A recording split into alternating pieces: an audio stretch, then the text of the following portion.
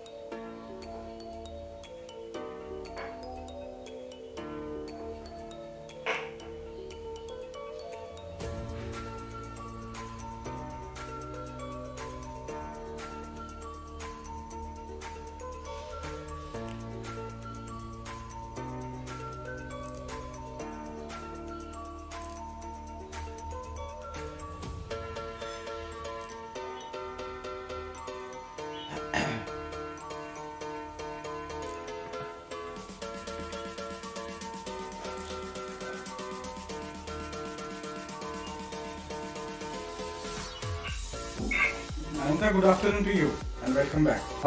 1 second, sir. Good afternoon, sir. Good afternoon. Good afternoon.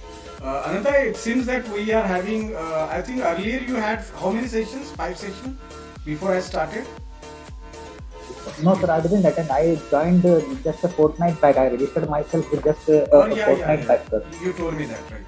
Fine. That is the reason I don't know. Even I don't know what is the syllabus, first of all. Okay. The syllabus I have already shared. It is there on the our LMS platform also. And continuously I am being showing that syllabus to you also. So you can always get it from the admin. Okay. Okay, I'll coordinate. I will coordinate. In fact, if you just take a look at our videos also, earlier videos, I have shared the entire video in the class notes, all class notes. I always make it a point that I share the syllabus again and again, so that we should keep a track of exactly what we are discussing, right? So here today again, welcome you back, and we'll wait for another minute's time and immediately we'll start.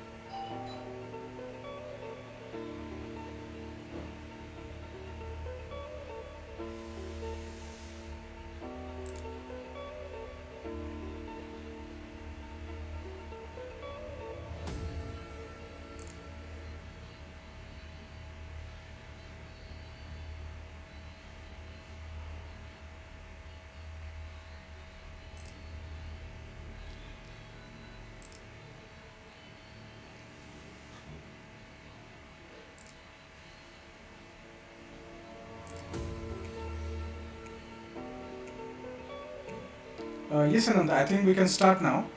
Let others join afterwards because they can, as Devang has said last time, you can always take a relook at the video again and again if you wish to. Yes, So, sir. Ananda, do you recall what we did yesterday? It was all about what? Lean Six Sigma, Lean and Six Sigma. Yes, sir. right?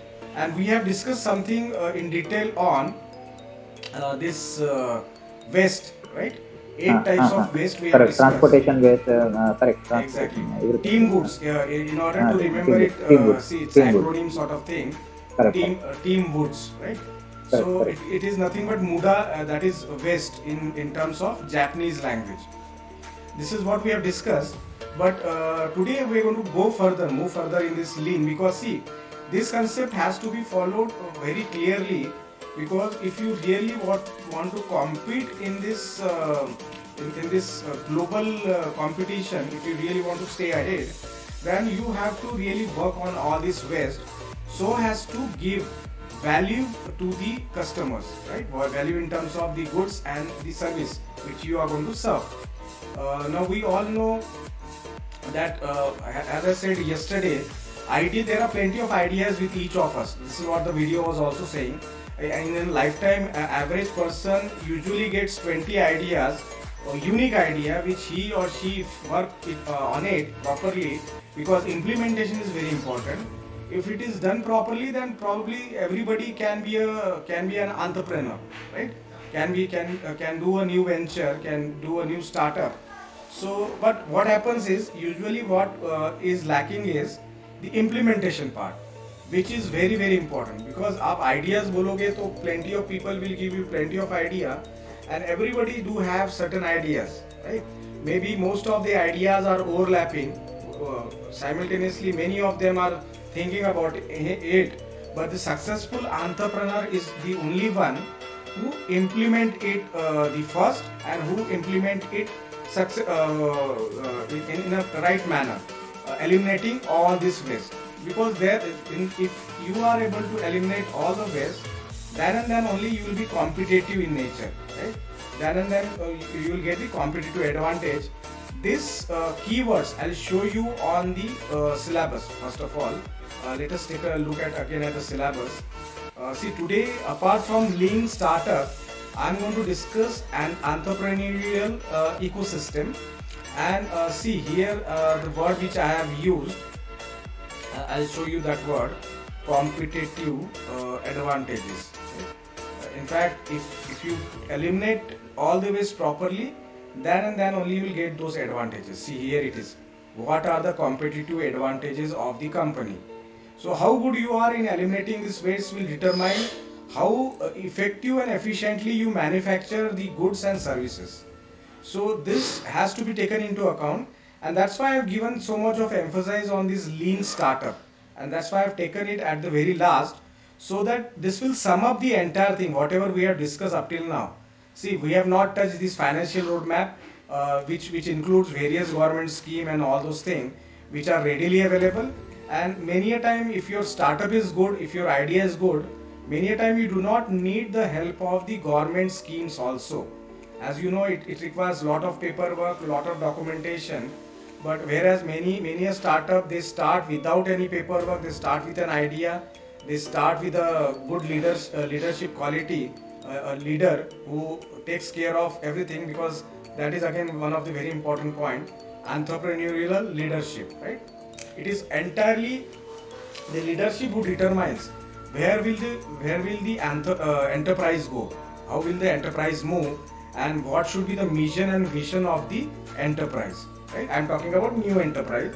Even this is applicable to established enterprise, established organization, right? So we'll just going to take a brief look of what is ecosystem, especially talking about entrepreneurial ecosystem. So Ananta, can you just take out a meaning of what is ecosystem? Have you heard this word, ecosystem?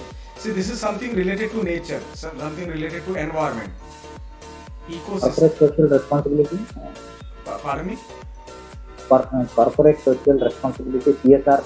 No, CSR is something different. CSR takes into account the corporate social responsibility, right? where apart from making profit, the organization is supposed to return back to the society in terms of something in terms of favorable social to work, the right? society or helpful to the society. Exactly. It can Market. be yeah, it can be helping the COVID patients. It can be supplying the oxygen at the time of need. It can be providing clothing and shelter to the needy one, right? It can be as simple as arranging a blood donation camp, which is not a part of a particular corporate organization. They are usually into manufacturing goods or services. So why CSR? That is a different issue, which is I think is not there in the syllabus, because since new startup, their focus should be primarily on serving, delivering a good product, goods or services.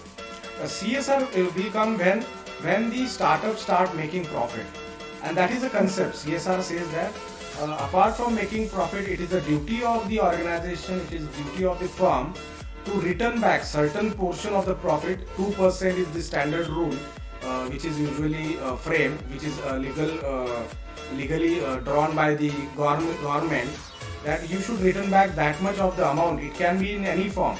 It can be just sponsoring the education of the orphan students who lost their parents in COVID. It can be anything. There are plenty of examples, right? So before we move ahead with this, see, ecosystem, yeah, I was talking about ecosystem, right?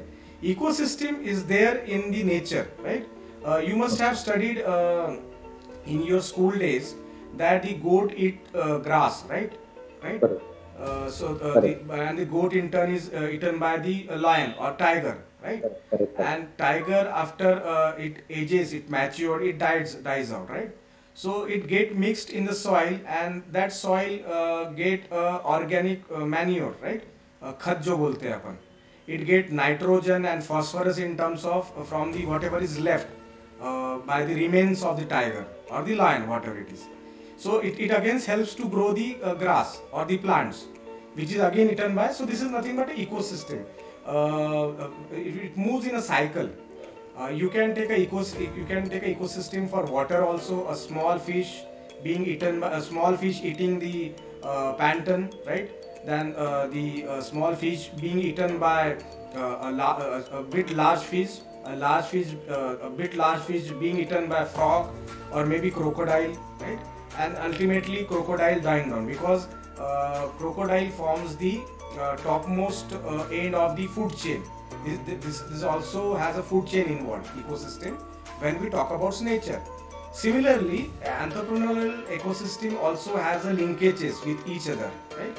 So before I move ahead and discuss what exactly is this, I'd like to show you a small video which will again make the concept very clear, so that we can have further discussion on this thing, right? Let us take a look of what is entrepreneurial ecosystem building, right?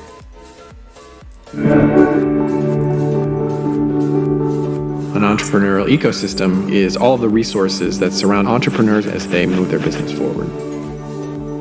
Ecosystem building is about getting those resources and folks in the community to work together by creating an environment of trust and collaboration, supporting big ideas, supporting people when they take risks, supporting people when they fail, creating that right culture that is ripe for entrepreneurial success. Because of the changing nature of our economy and our communities, we have to take new approaches in ways that will make sure that everyone has the opportunity to participate. Traditional ways of supporting entrepreneurs looked at the individual parts of an ecosystem. Ecosystem builders take a systems view. They put entrepreneurs front and center in that system, and they say, how can I make our community more supportive of entrepreneurs of all types? So the role of an ecosystem builder is really a systems leader. It really takes leaders stepping up who care about the whole system and not just the individual parts of the ecosystem. Entrepreneurial ecosystem builders come from economic development, community development, libraries, universities. They come from different sectors. They could be entrepreneurs themselves. Anyone who cares about the success of entrepreneurs in their community. The challenge is that there's thousands of people that are working on building their entrepreneurial ecosystem, but they were doing it what I would call custom and bespoke ways. There's very little consensus on some basic elements. How do we create the environment? which entrepreneurs in our community can thrive. What are the processes? What are the steps? How do you build an ecosystem? How do you measure the health of an ecosystem? And I think as that practice of ecosystem building matures, it becomes more available to more communities. The only way we're going to figure out how to do this is to figure it out together.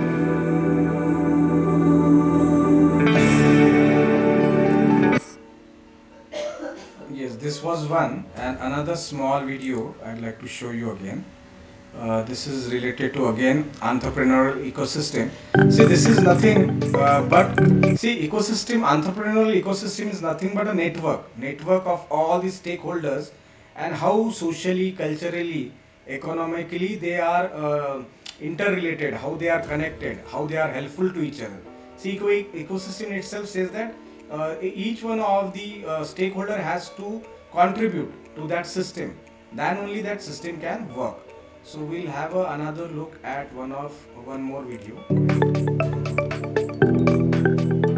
If you care about how entrepreneurs can contribute to economic growth, employment creation, innovation for sustainable development and inclusion, then you should also care about the ecosystem in which they operate. The success of startups and young enterprises is not only dependent on the behavior, skills, and resources of individual entrepreneurs. Their interactions with other players and the environment in which they live and work are also important factors. So in a strong and vital ecosystem, the whole will generate more meaningful results than simply the sum of its parts. As a development practitioner who intends to strengthen ecosystems, you should take 3 levels into account. Level 1. Aligning culture and motivation to a common purpose. Entrepreneurs are the driving forces behind ecosystems. Each of them is driven by different motivations, and their perceptions and behavior are in turn influenced by cultural dimensions, such as the status of entrepreneurs, and by the level of trust and social capital in society. A good starting point for strengthening ecosystems is therefore to foster a supportive entrepreneurial culture and a common purpose among entrepreneurs. Level 2. Empowering the interaction and growth of players and their connections with one another. If an ecosystem is to thrive, it needs strong, diversified players and services to cater to the needs of the various types of entrepreneurs. Collaboration among the different players is at the heart of every ecosystem.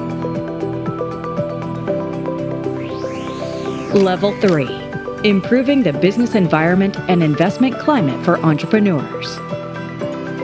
As entrepreneurship is becoming an increasingly popular topic among policymakers, we have seen bottom-up advocacy groups engage in a dialogue with governments on the needs of entrepreneurs, co-creating policies together. Dialogue is important because, while many governments provide infrastructure, capital, and support services to entrepreneurs, the hard issues still have to be improved for them. Registration and bankruptcy regulations, intellectual property rights, public procurement policies. These areas are highly relevant for entrepreneurs' ability to grow and to innovate. The guide, Strengthening Entrepreneurial Ecosystems, provides you with a concept. Yeah, that was another. I think this explains the concept. Did you got the video, Anand? I'm just saying. Yes, sir. Yes, sir. Yeah. See, Yes, sir. what exactly this includes entrepreneur, how supportive the environment is around or across that particular individual who want to start it. If it is the environment is conducive in terms of government policies, in terms of the society where it is he or she is working, you would like to start. For example, Ananda, where do you stay? I'm not able to. Thane, Right. You told me Thane. that. Yeah, fine. So let us take an example of Mahabaleshwar, for example, right? You must have visited that place. No, not yet. No, I not have heard yet. it, but not yet. It's a wonderful place. You can. Yes. It's a hill station, one of the best hill station in Maharashtra. Maharashtra. Yes, sir. Even Chikaldara is one of the good hill station which is here in Vidarbha. But Mahabaleshwar is world famous, right? It is famous throughout India as well as in world. And their strawberries, Mahabaleshwar, apart from hill station, they are famous for their strawberries. Okay. And if you go and visit it, you'll see plenty of shops across who are selling this special. This is a season for strawberries. That's why I'm giving you this example. And see, it all started with the farmers growing the strawberries, then tourists coming to that place, and somebody as a startup thought like, why not to pack these strawberries as a jam, right? And various other products. They sell the strawberry raw also. They wash it, they pack it properly, and they sell it to the tourists. But at the same time, they convert it into a jam. Jam is very famous, which you apply on the bread when you take a breakfast in the morning, and they have jams in various flavors, right?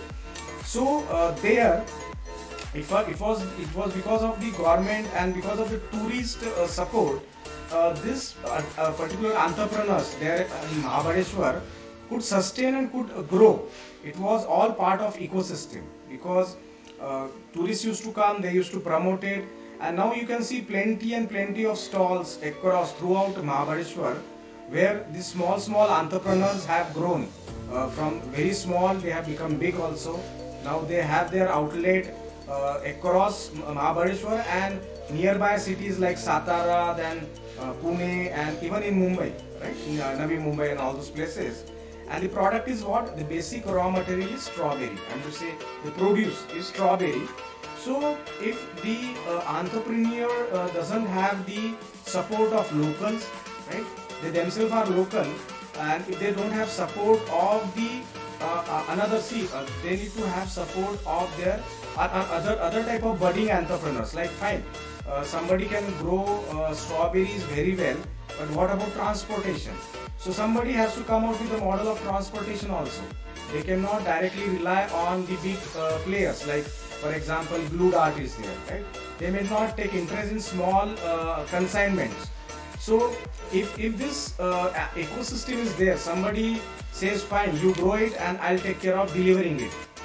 He or she can be again entrepreneur, a startup, and they combine together, forms a ecosystem. Somebody is growing it and somebody is taking care of supply chain management.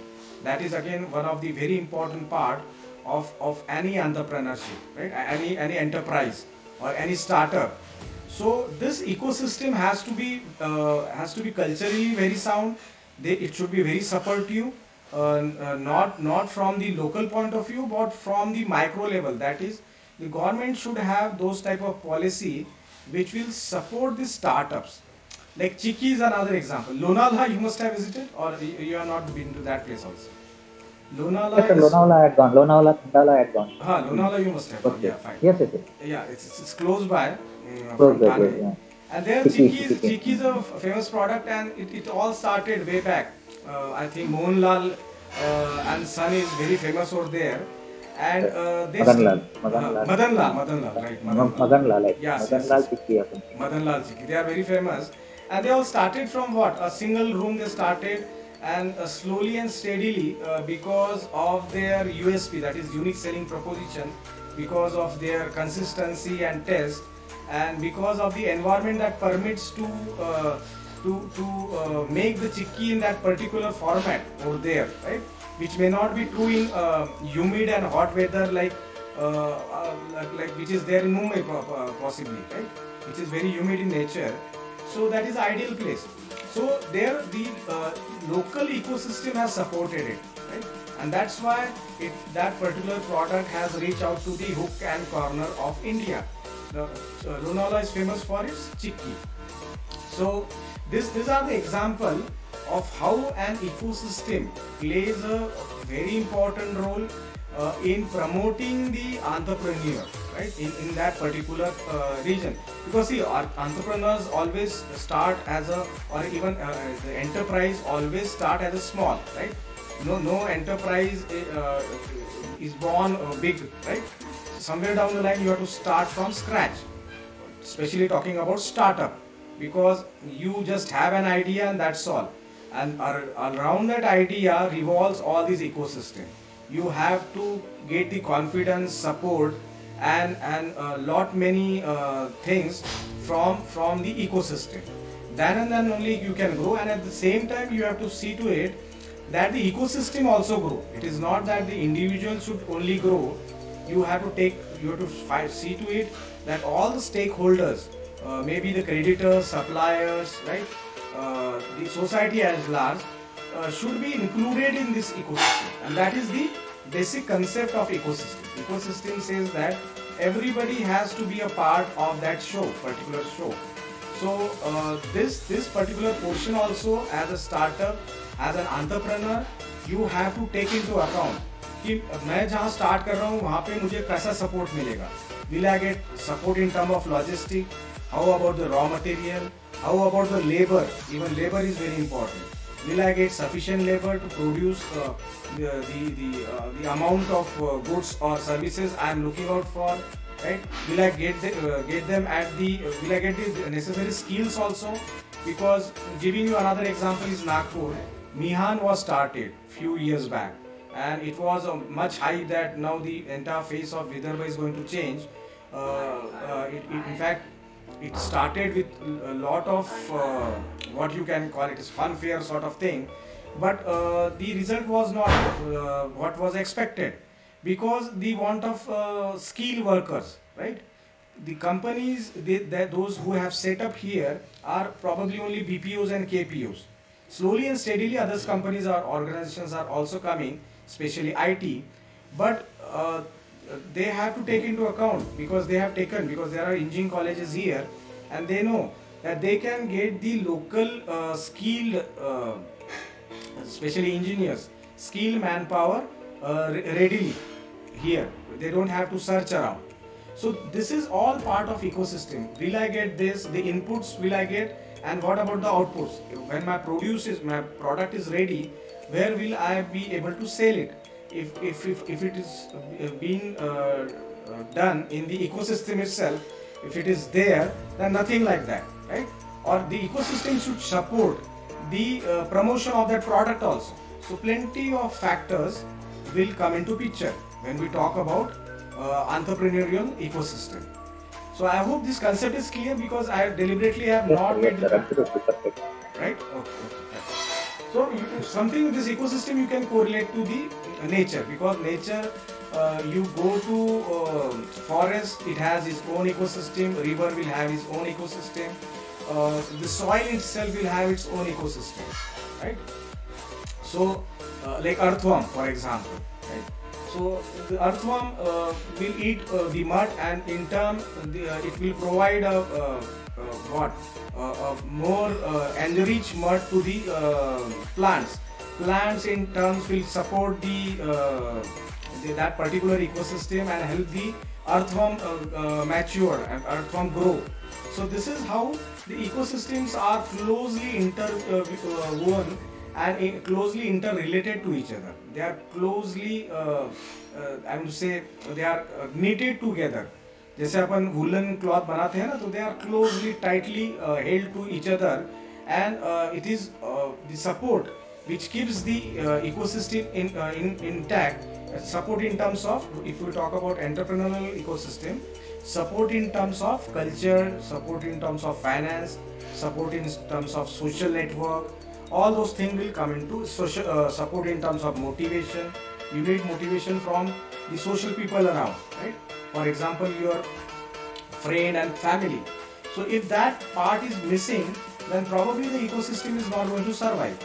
If even one link is missing, the ecosystem will stop functioning. So this link has to be connected properly, and this is what we have seen in the video. Now let us move back to our lean startup, because as I said, it is a very, very important topic, and it covers up most of the things. Whatever the syllabus talks about, most of the things will get covered up here briefly. That's why we have to take a deeper look at this. I'll move to the PPT. And before again moving to the PPT, this 8 waste, I've jotted down one video for this waste also. We'll take a look at that video.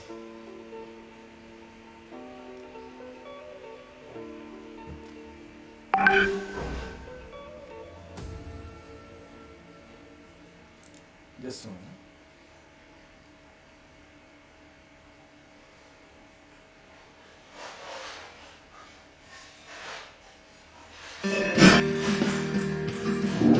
Welcome to the Lean Practitioner program. My name is Inno, and I will be assisting you throughout the program.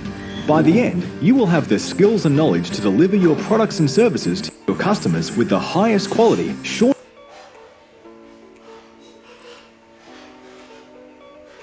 It's hardly 1 minute video. Lean aims to maximize customer value by eliminating waste through continuous improvement. The first step to building a culture. Lean aims to maximize customer value by eliminating waste through continuous improvement. The first step to building a culture of continuous improvement is for everyone in the organization to learn to see the 8 common forms of waste that surround them. Once people recognize these wastes, they can apply their skills and knowledge to eliminate them. The acronym DOWNTIME can help you remember the 8 wastes. Defects that result in rework or scrap. Overproduction, production that is made before it's needed. Waiting for materials, equipment, people, or information. Not utilizing employees, not utilizing people's knowledge, skills, and talent. Transportation, unnecessary transporting of products between processes. Inventory, holding too much product or stock. Motion waste, unnecessary bending, stretching, walking, and lifting. Excessive processing, producing items to a higher standard than the customer requires, or performing process steps that add no value. Yeah, this is what talks, and this is what we have discussed also. Nothing new in this, but I just wanted to show this video. Now see why these wastes are very important. We have discussed yesterday, because apart from dissatisfaction of the customer, this is going to cost value to the organization. The organization or the enterprise has to pay for all this thing in terms of customer dissatisfaction and in terms of investment. For example, transport, as I said yesterday, we have taken the example of milk. So if you are taking a longer route, then obviously you are spending more on transportation, right? Likewise, if you are stacking too much, if you are having over inventory, right, or under inventory, both the cases are harmful to the organization. Over inventory may lead to blocking of your funds, and under inventory may lead to dissatisfied customer because the product won't be available when it is ordered. Motion, we have seen repetitive things at the place which is not needed, which can be avoided, right? Avoided. And waiting can be what? Like as I said, unnecessary keeping the customer waiting. So this we have cleared. Now let us move to this. 5 principle of leans. What does it says? Specify customer value using the voice of the customers. Now what is this? Specify value. See, this is nothing but you have to determine what exactly is the customer looking out for in the product. If he or she is going to pay 1,000 rupees for that product, what exact amount of satisfaction? It can be in terms of ingredients, it can be in terms of quality, it can be in terms of quantity. How much they are expecting, right? If I want to purchase, for example, you can take an example of what? There are plenty of examples around. For example, as I said yesterday, shoes, for example. Nike, we all know 1,000 rupees is not possible. Almost all Nike product will come somewhere around 2.5k and above. More than that, I do not know the recent pricing. But 1,000 रुपए में मैं अगर shoes खरीदना चाहता हूँ तो what exactly I expect? Definitely I should not be expecting Nike brand to come in that price. So something like this thing Bata is there. Probably I might get a sports shoes in 1,000 rupees, right? So this is the value that is being perceived. Like when I say 1,000 rupees, I know as a customer, I cannot go for Adidas or Puma as a shoes branding because I know they are costly and they do have certain quality also. Similar thing applies to mobile phone. If I say with 10,000 of rupees I would like to purchase iPhone, then that my perception is wrong, right? So this is what, as a customer, I know within 10,000 rupees I cannot go and visit a Apple outlet and buy an Apple product. especially Apple phone. So I have to come down, I have to limit my choice to certain other products, right? So this is the value which customer is perceiving, and this is nothing but voice of the customer. तो जितना वो सोच रहा है, whatever he is expecting, he or she should get that much at least, right? In fact, you should, as a manufacturer, we should try to provide something extra, but that may not be always possible. So what you have to do is, you have to first of all find out where do your products stand. That is where the segmentation and product positioning comes into picture. Where will exactly you fit? So accordingly, you will decide on your lean philosophy, right? Identify the value stream. Now what is that? Map the end-to-end value stream and identify the value adding VA and non-value adding activities such as waste, right? See, value adding can be just opposite of waste. Whatever 8 waste we have discussed, if for example we talk about waiting, if I reduce it, then that will add value to the customer. If I say you order and I commit to deliver the product within 10 minutes, for example pizza, you go and order a pizza in a hotel, and if it says waiting time is 10 minutes, and if it is being delivered in 9 minutes, then definitely it is value addition. I was expecting 10 minutes, I got the pizza in 9 minutes, right? And non-value addition, we have already studied, this is nothing but all waste. So you have to identify these two streams. What will add value to the product and what will decrease the value of the product for which the customer won't like to pay. For example, as I said, waiting, defects, see, these are all internal to the organization. Customers do not have anything to do with it. Ultimately, what they are concerned is how much value is being added to the product, right? No customer would like to pay for the waiting time. No customer would like to pay for the defective products. They will outright return it back, right? Create flow. Third step would be to create flow, that is establish the continuous flow of products, services and information. Once this is achieved, step 1 and step 2 is achieved, you know what exactly the customer is looking out for, what parameters will add value and what parameters or what factors will decrease the value. What are the ways that is going to decrease the value of the product?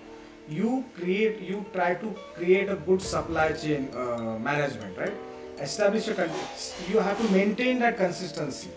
This you have studied, and you know the fact. Now here you are supposed to supply it continuously, right? There should not be any stoppage. And this is what Lean takes into account. That once the standards or parameters are decided, then the same value should be delivered to the end user or customer time and time again, repeatedly. Once I order it today, and if I am ordering it after 1 month, I should get the same value which I have pursued 1 month earlier, right? So pull is implement pull to draw the product or service through the value stream based on the customer demand. Now there is a concept called as pull and push, right? Pull is something khishna, drawing the customers towards the product, attracting the customer. It can be done through what? Through quality, right? Through offering good services. So that customer has that brand value when he or she talks about that product, and that will ultimately pull that customers towards the product instead of pushing the product. Product का push किया जाता है, lowering down the price, offering discount, एक पे एक free ले लीजिए, right? So there is something like pushing, offering larger margins to the retailers कि आप promote this product. That is nothing but pushing. Whereas pull is the customer themselves will come and visit the outlet and demand for that product. Instead of the retailer saying ki you purchase this, they'll keep on demanding ki we want this product, because somewhere down the line you have created that value in the mind of customer for that product. So like as I given you example of iPhone, there are very few outlets in metros, right? Hardly one outlet in one big metro. Still customer will come from far distance to visit that outlet and buy that product. iPhones are not available everywhere, the way Samsung and other mobile phones are available. So this is how the pull factor is created, through what? Through branding, through creating a brand value amongst the customer, right? And strive for perfection. This is the last step, which is very important, because Here the lean doesn't end, right? Full एक बार purchase कर लिया तो अपना काम खत्म. It is not like that. Once the customer has purchased the product, you have to seek perfection. Seek perfection using Kaizen. Kaizen is nothing but continuous improvement and Kaizen events and continuous improvement activities. So this has to be done repeatedly. This will flow in circle. This is shown here, right? It is a non-stop process. Once the product is purchased, you again try to find out what additional the customer want, how much extra they can pay if they want certain services. So you can keep on looking out for perfection. Every time the customer will demand something else and they are ready to pay, they are willing to pay something extra. So you have to move back to step 1. So this is how the 5 principle of lean works, and this was first proposed by the author Womack and Jones in their book The Machine That Changed the World. It is a very famous book written by Womack and Jones, The Machine That Changed the World. It was, I think, somewhere in the year 1965 or 60, somewhere around that. So that is where the journey of lean started. Now coming back to the lean temple, yesterday we have talked about this. For this also I do have one good video. Let me try to find out if I am able to locate it, and we can take a look at that also. Another, I am clear up till now? Yes sir. Absolutely perfect, sir. You can stop me in between, huh? If you feel Hi. like... No. Around Everything is unnecessarily. perfect. Very easily understandable. sir. Okay. Let me explain the 8 wastes of lean. Delegate. On this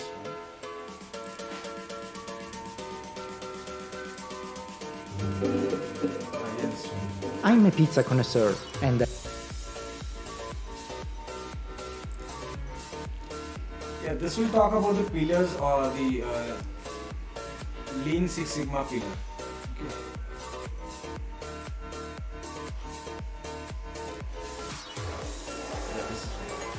So this covers up the entire lean, in fact. If you take a close look at this video, whatever I am explaining, same thing is being said here, but in Manufacturing, more and what principles and tools does it use? What does the lean concept? In today's episode, we'll talk about what is lean manufacturing and what principles and tools does it use? What does the lean concept have in common with the Toyota production system? Which industries use the lean concept? What are the benefits for companies using the lean concept? What is the easiest way to explain what lean manufacturing is? It is a method of production management that has been developed based on the principles and tools of the Toyota production system, TPS. It assumes that the primary goal of the company should be to maximize value for the customer while eliminating waste, overproduction, excess inventory, processing, unnecessary traffic, etc. By the lean standards, waste is any action that consumes resources without adding value to the customer. And that's also why the name lean fits perfectly. Lean production is more, lean than the traditional mass production because it uses less human labor, production space, or engineering work. The term lean manufacturing was proposed in 1988 by John Kravchik, who first used it as a term to describe an alternative system to popular mass production in a publication entitled The Triumph of the Lean Production System. The concept was then popularized by a group of scientists, James Womack, Daniel Jones, and Daniel Ruse, after their publication of their book, The Machine That Changed the World, in 1990. In the book, they introduced terms such as lean manufacturing, lean production, lean organization, lean enterprise. The lean concept is common nowadays.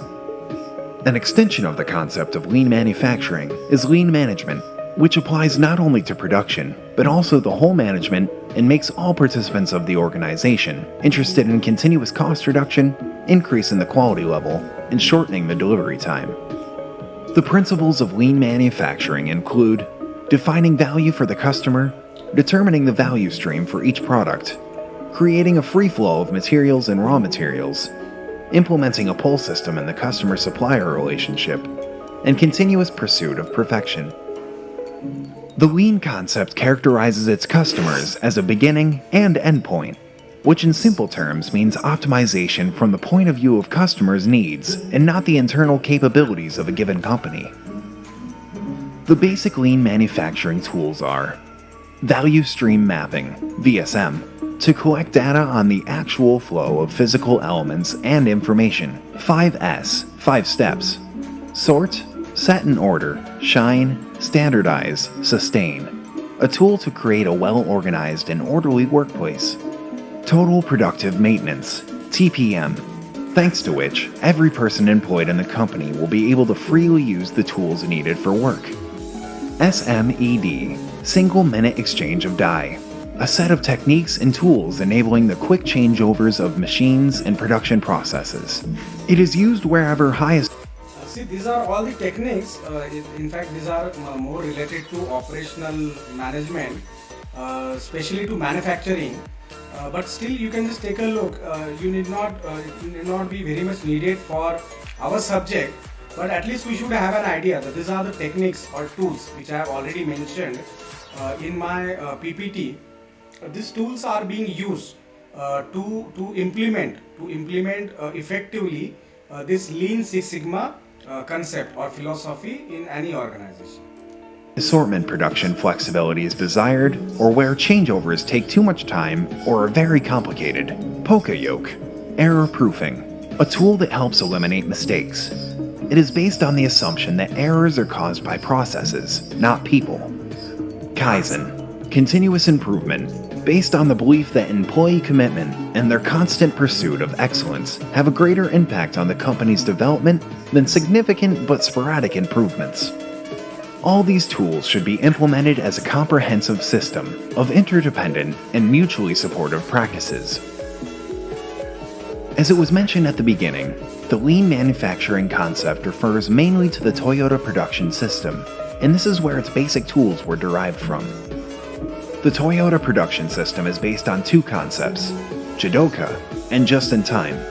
Jidoka is, simply put, an automation with a human touch.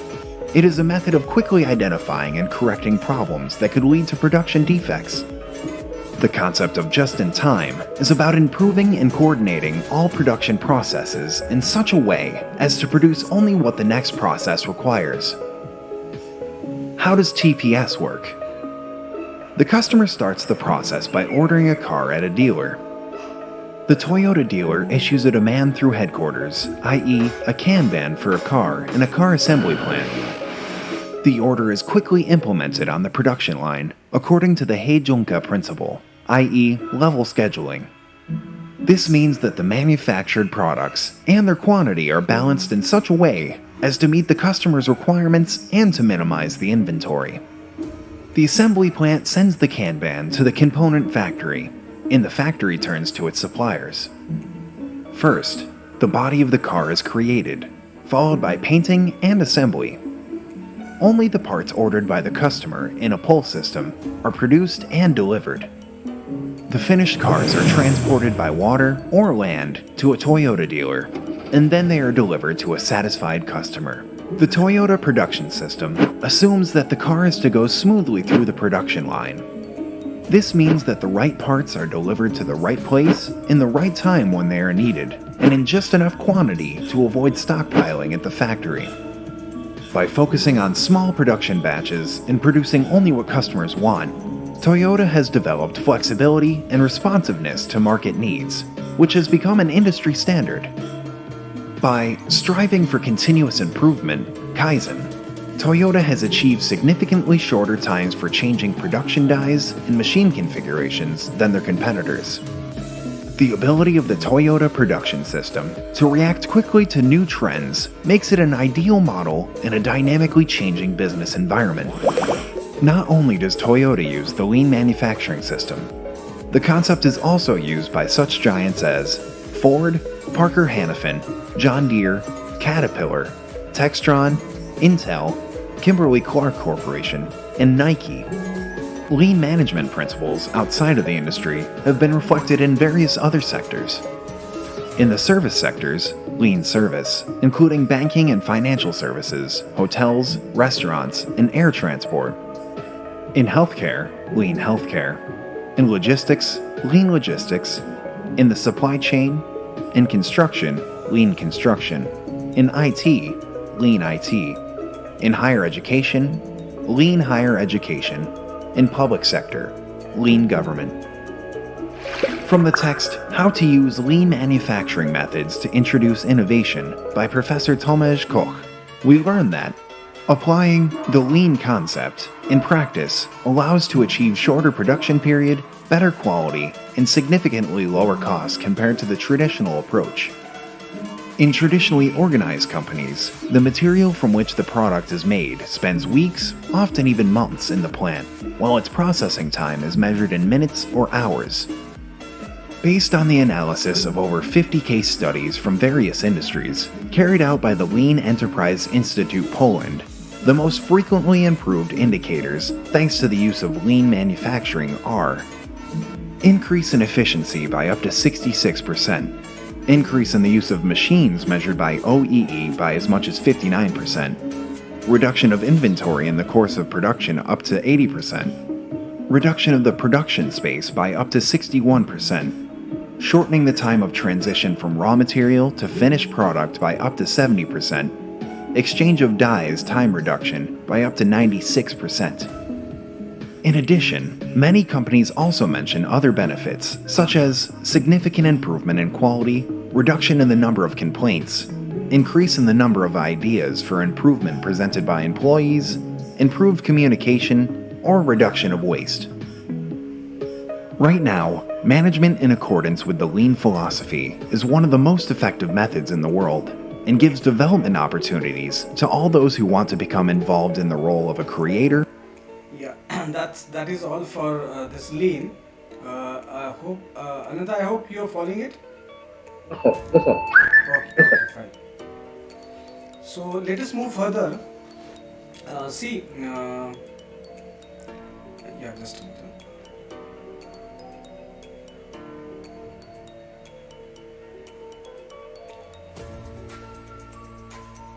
Yeah, this video is actually, in fact, it clears the doubts. See, the emphasis is in quality. Ultimately, it's zero defect, right? Products. See, Six Sigma talks about reduces defects by effectively solving problems, and Lean concentrate more on reduce waste by streamlining the process. This is process oriented, and this is again related to process only, but detecting the defects, right? Finding out the defects, and if these two are combined together, then it will create a system which can solve the problems and improve the process in the most fastest and effective way. So this is the beauty of Lean Six Sigma. And as a startup, every entrepreneur, means in fact this is why it is mentioned in our syllabus. As a startup, as a new enterprise, every entrepreneur should study this concept, Lean Six Sigma, because all the professional organization which has succeeded and which are leading their own sector have adopted this principle. And what if you just start with this principle only? If you start your startup with adopting this principle, then the things will be very easy for you, and you can definitely lead that particular product or good which you are going to serve to your customer. Because right from the start, if this philosophy is inculcated, as I said, if your employees are trained on this, then probably the new recruits, they will automatically get absorbed in this philosophy, and you need not work separately on this. This will become the culture and part and parcel of your organization. And this is how the startup can grow. They can grow leap and bounds if they try to concentrate on these two concepts of Lean and Six Sigma, right? So this already have circulated, you can go through it. So these are few of the tools which are usually related to manufacturing side, but they can equally be applied to service side sector also, because nowadays Lean and Six Sigma is not limited to manufacturing. In fact, it started, as I said, with manufacturing sector, but their application is equally important and is equally applicable also in the service industry. It can be, as I said, hotel and tourism, it can be hospitality, it can be as I said, hospital industry, right? It can be travel industry, all sort of service industry. The concept is equally applicable, and the concept is very simple: reduce waste or eliminate waste, and reduce the defective output products, right? So the two disciplines of Lean and Six Sigma complement one another. This is what we have learned here in this two slide. If we put them together, then you are going to have what? The product which will hardly be having any defect, which will suit to the requirement of the customer, and ultimately the purpose will be to find your customer happy and delighted. So this is all about that, and this is what the Amazon has adopted. That's why I've quoted you this example, so that you can remember this concept. Though the concept may looks very mechanical in nature, but and this particular organization, they have proved that this concept can take the organization from what they started with almost scratch, and now they are the topmost e-commerce company on this globe, right, on this earth. And this is how they have implemented. I won't be going to, because this is whatever we have discussed up till now, similar thing they have implemented. This is a slide which we have discussed yesterday. This is how they have taken into account, they have taken into consideration the concepts, and these are the 5 important points they are sticking to. First one, which is very important, as I mentioned, customer centric approach. Customer obsession is what is needed, right? And this is all, I think, for Lean Six Sigma. And as a startup, as a new entrepreneur or enterprise, you need to be very well versed with this particular concept. So Ananta, you have anything to ask? No sir, everything fine sir. Everything fine, huh?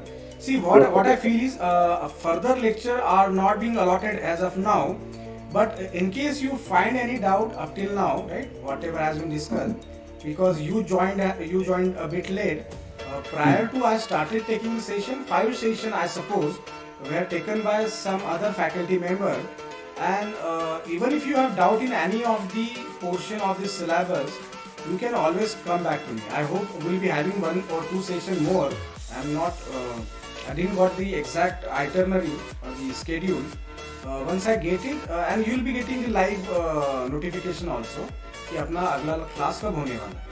So you and even after the classes are over, you can put your doubts to the admin that you'd like to interact or you have these doubts or questions, so that I can respond it back to you. Right? It will not be a live session all the time.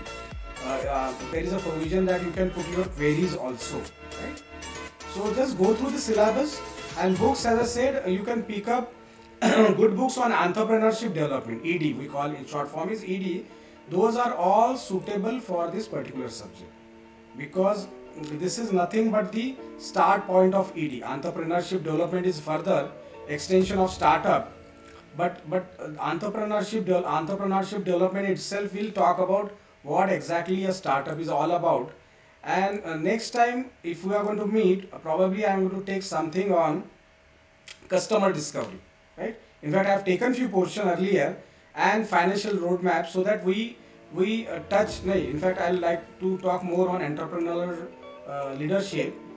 This I'll take few points from here and few points from financial roadmaps, so that we touch the all 6, so that we have a feel of studying all the 6 units, because going through each and every unit thoroughly is not practical possible, and it is not advisable also for a PG course. In fact, you can go through the study material that will be provided to you by our university, and which will come very handy for you, right? So I hope all was good, Ananta. Everything is was yes, followed. Right? Yes, sir. Very easily, sir. Okay. Very easily. Thank you. Great. Fine. Thank you, sir. Thank you. Right. Thank you very much. And I think I'll end the session for today then. Yes, sir. Yes, sir. Yes, sir. Thank Yes, you. sir. Fine. Thank you. Thank you. Have a nice day.